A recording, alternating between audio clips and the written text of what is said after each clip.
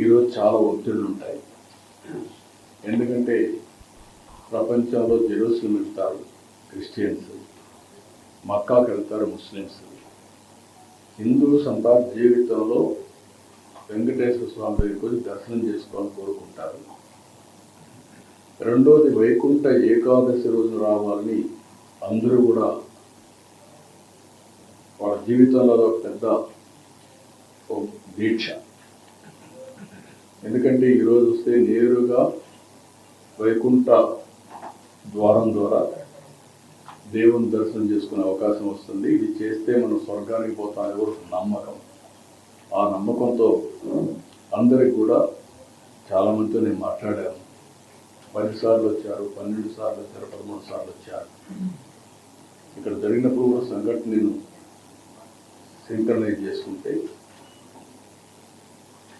గడిచిన 5 సంవత్సరాలుగా 4-5 సంవత్సరాలుగా ఎప్పుడూ దీని సాంప్రదాయం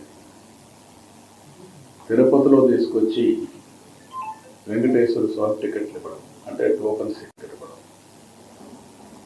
అందరి మనోభావాలు ఏమున్నాయంటే, మేము కొండపైన ఉన్నప్పుడు క్యూ లైన్లో 36 గంటలైనా 45 గంటలైనా ఉంటాం.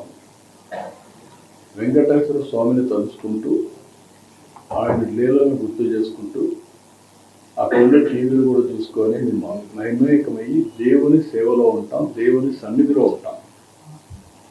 అది వాళ్ళకు ఒక తృప్తి.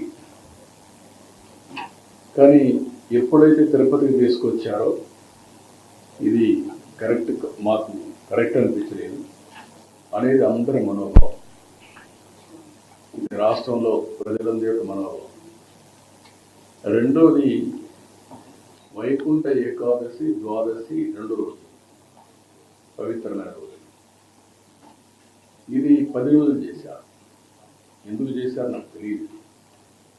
ఆగమ శాస్త్రాలు దాన్ని అనుమతిస్తాయో కూడా తెలియదు. కొన్ని వెంకటేశ్వర స్వామి ఇక్కడ నెలసినప్పటి నుంచి ఏ సాంప్రదాయాలు అయితే పాటిస్తున్నామో ఆ సాంప్రదాయాలను ఉల్లంఘించడం కూడా కరెక్ట్ కాదని నా అభిప్రాయం. ఆ డెసిషన్ కూడా ఆగమ పండితులు డిసైడ్ చేస్తారు.